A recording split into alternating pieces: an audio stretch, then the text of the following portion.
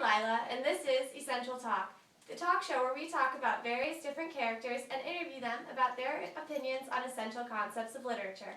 Today we'll begin by interviewing the legendary warrior Beowulf. Oh, I'm sorry. Who are you? I'm his interpreter. I'm sorry. I assumed Mr. Beowulf would... Grrr! Mr. Beowulf believes that assuming in battle kills men. All right then. Then let's begin. Mr. Beowulf, what is your opinion on heroism and its connection to leadership? Grrr! Grrr! Grrr! I am a true hero. I lead my troops with courage, like no warrior before me. I fight with the heart of a lion and the agility of a wild cat. For my men, there is no price I would not pay. For honor, there is no sacrifice I would not make, and no act too dangerous as to force my surrender. My village depends on my strength, battle strategies, and knowledge of my many enemies. For them, I must never know fear. In my life, I have slaughtered thousands of warriors inferior to myself. I have rescued damsels and reunited families. That is what I was born to do, and what I have always done. For I have honor, and without honor, you are no hero. Wow, and what is your greatest victory? Without a doubt, I can answer that question with 4 small words: Grendel and his mother. The evil in those 2 creatures could not be compared to that of 1,000 traitors. Because of them, I am sure that evil is directly bred from evil. Yes, that is what Grendel taught me. A murderer of many, though few compared to his mother. That creature had strength and tactics I had never seen before. Only by first weakening him, with the loss of a limb, was I able to defeat him. This caused much vengeance to stir in his mother, and I'm ashamed to say I was afraid.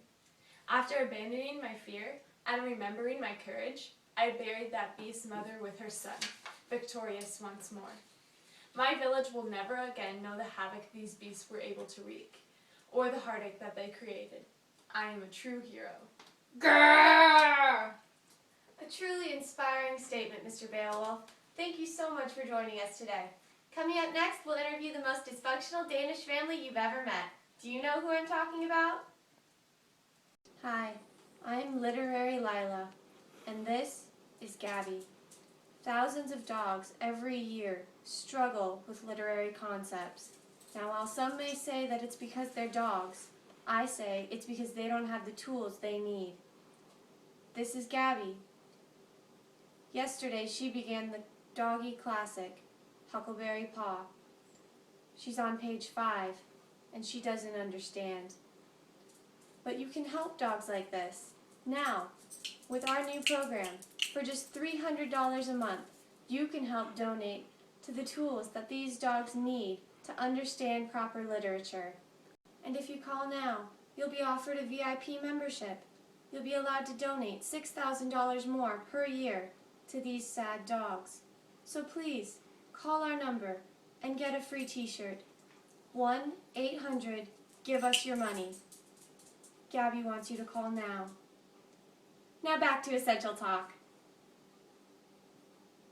Welcome back. Now these people next to me hardly need any introduction, but just in case, we have Queen Gertrude, King Claudius, and Hamlet.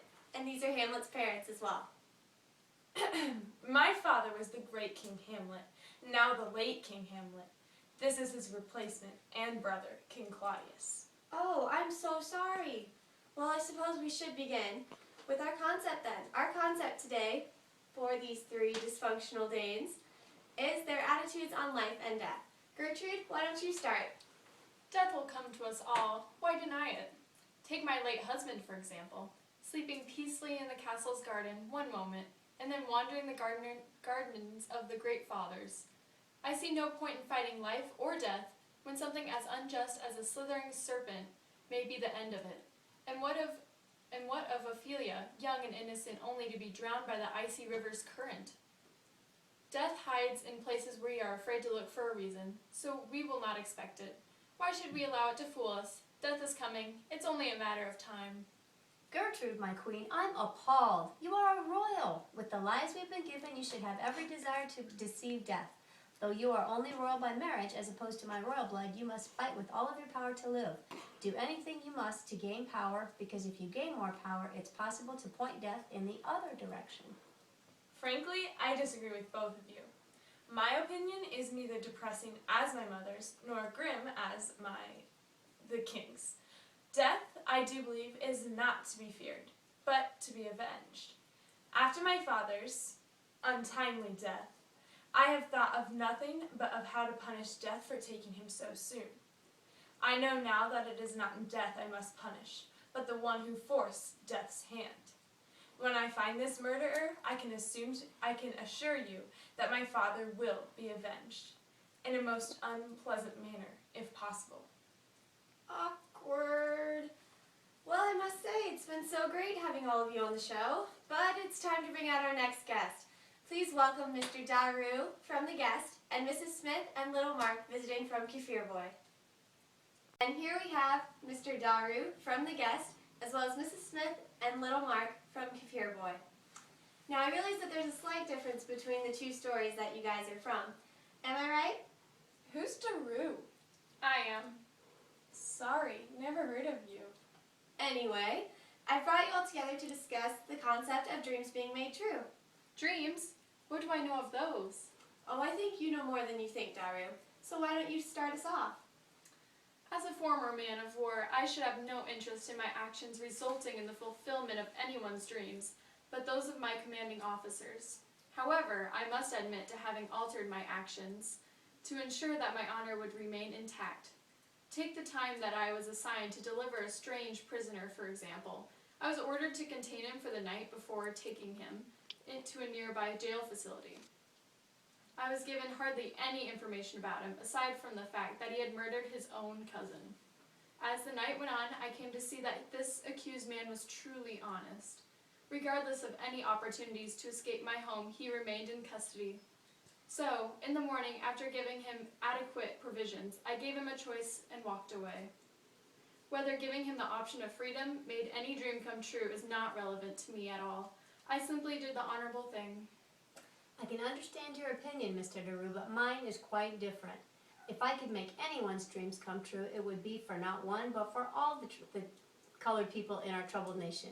Those people are treated worse than swine and immediately deemed uneducated upon introduction. While it may be true that their schools do not follow the right curriculum, it's only because of the value of their cultures.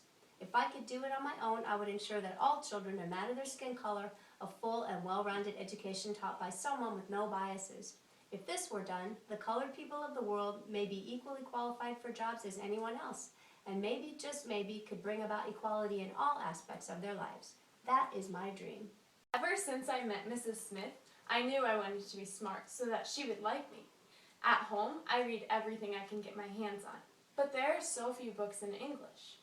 The ones that are in English are extremely easy and use only basic words, as Clyde, Mrs. Smith's son, so rudely pointed out to me. Clyde showed me books in his library I never could have dreamed of understanding. He showed me something called Shakespeare and scoffed at my confusion. It was on that day I vowed I would master the English language. Think about it. If I'm as smart as the white people, they won't look down on me anymore. Ever since I met Mrs. Smith, I've dreamed of being someone she and my family could really be proud of. That is so wise, Mark. I applaud you. Next, we'll bring out my last guest, Miss Primula, by any other name. Accompanying her will be Mr. The boy from A Sunrise on the Veld. We never really learned his name, but we'll call him Buck Boy. And here we go, the final guests. Welcome, Primula and young man. Now, this is a topic that might be a little touchy for the both of you, but here on Essential Talk, we get the real deal no matter what. Now, what are some of your experiences with human motivations, both good and bad? Primula, why don't you begin? My parents always told me not to steal. They said that it was what desperate, sometimes criminal people did. I never thought I'd be a thief. But then I had to be. I just had to. Why? What did you steal? An education from my sister, Santha. She's so young, and I know she won't understand what's been taken from her, for a long time, but I can't help but feel guilty. But I don't understand. Why would you steal something so important? Because I had no choice. All my life, I felt confident in my honor. Even though I'm young, I do know what that is. One day in class, my teacher tried forcing me to take the test away from the other Indians. She said it was because our people cheated. My parents had raised me to know what is right and what is wrong. And that was not right. No, it was not. But you still haven't told me what your sister has to do with all of this. Well, I just got so angry when my teacher said that I ran away. I ran all the way to Samantha's classroom and grabbed her out of that English desk, and I took her home. I know that it was wrong, but I was just so angry. My only intention was to get Samantha as far away from those narrow-minded teachers as I could. I never wanted her to feel that humiliation that I did. I only want her to know how smart she is. That's okay, isn't it? I believe that you had good sisterly motivations, so yes, I think it is. Young man, why do you look so sullen? The last time I saw you, you were so full of life. What happened? Life happened when you saw me before I was young. I saw you last week. True, but so much has changed since then. I once thought that I had the world in the palm of my hand, that I could do anything, be anyone, but now I don't even know who I am. What do you mean? What happened? I was in the veld one morning when I discovered a wounded buck. I watched as he suffered through his last moments, helpless against the carnivorous insects who were eating his soon-to-be rotten flesh. When it was over, I discovered his leg had been shattered by a bullet. I had my gun with me. Oh no, you don't think you killed him, do you?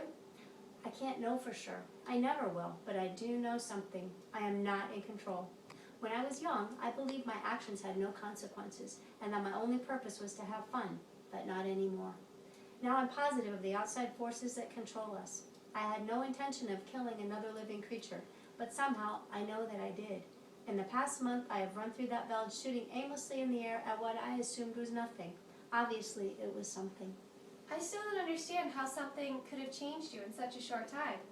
Because I get it now. Everything I do, no matter the good or bad reasons I do them for, I can't pretend that they don't matter. I was moved by nature to be careless. I guess nature was moved by fate to remove the buck from the world. I can only hope that someday we'll all have that kind of attitude. Thank you both so much for joining me today, and thank all of you for watching. But tune in next week when we interview the 5 ladies from the Pearl. And a word of advice to my staff and to all attending audience members, leave your jewelry at home, because I am not standing with an irritable Japanese woman for 2 days waiting to get them back. Not again. Thank you.